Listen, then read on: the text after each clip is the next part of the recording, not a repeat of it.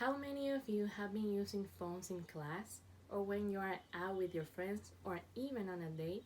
How many of you have been using social media in class? Even I do sometimes. Sometimes it's not easy to not open your phone to tap on the blue icon with an F, or with a bird, or with the yellow icon with a ghost, or when I receive a text message from my boo. There was one time I was using my phone on my way to the cafeteria, and the next thing I know, my head was so dizzy and I almost fell off the stairs. I believe I am a credible source due to the circumstances I have endured and the research I have conducted on this topic. Today, I will persuade you about why you should reduce your usage on technology like social media. First, I will explain how technology is destroying the quality of human interaction. Then, I will suggest several ways to find a positive solution to this problem. Now that I have given you all a preview of my speech, let's first talk about the problems related to social media addiction. Technology like smartphones and social media have become an excessively big part in our life. We are awash in technology. It's estimated that 93% of Americans now use cell phones, and one third of those people are using smartphones, which means they can browse the web, check email, and play games on their phones. Of course, there are a lot of advantages, but in the meantime, there are disadvantages as well. According to a new study by analytics firm IDC, smartphone users check their Facebook pages an average of 14 times each day. People now check Facebook while exercising, shopping, dining with family, and even while driving. With notifications popping up throughout the day, it is next to impossible for many people to stay away from their social networks for more than a few hours. This is a huge problem because some people nowadays are not interested in having face to face communication and rather have face to screen communication, which is incredibly disappointing because human beings need direct human interactions unless you're far from home and the only way is through technology. Hussein, founder of the Yasina company, said in the Telegraph, communication is constantly evolving. Some people are as used to seeing their friends' online avatar as they are their face.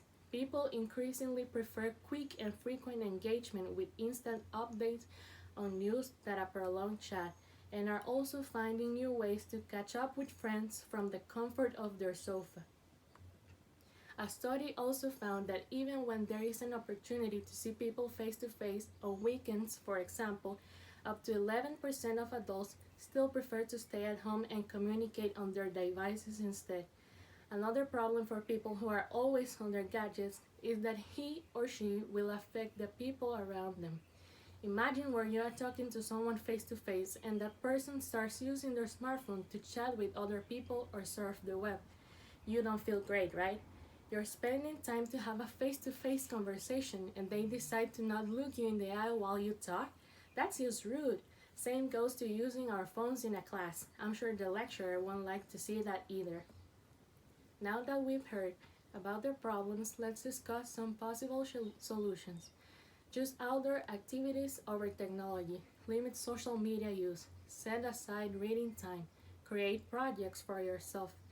Parenting is especially important for this serious problem. Parents should teach their children to be disciplined and responsible for their actions. Once the children know how to respect others, how to control themselves, parents then should allow them to take responsibility from a small object, like a watch, how to take good care of something, then go to a bigger stuff. That's how they learn.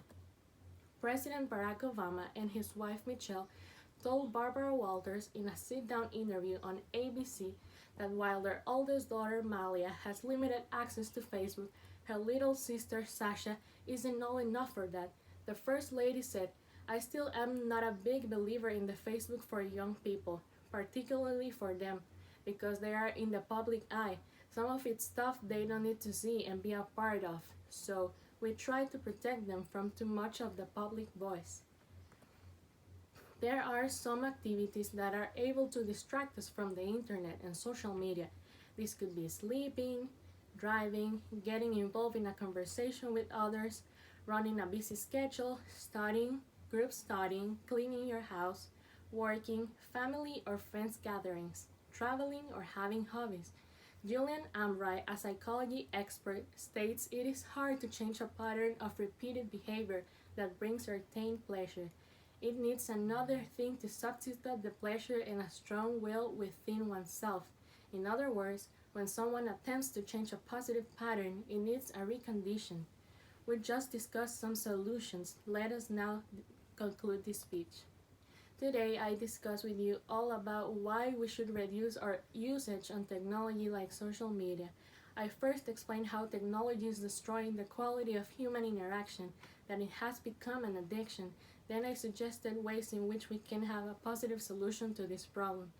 Technology has changed the way as we humans live. It changes our understanding of the way things work and changes the way we interact with one another. Technology is a concept that will never end.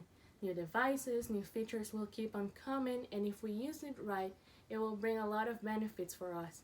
But if you use it wrongly, it will affect your life. Always remember, you're in control of technology you use. They are not the ones controlling you. That being said, I challenge you to not use social media for 24 hours. Thank you.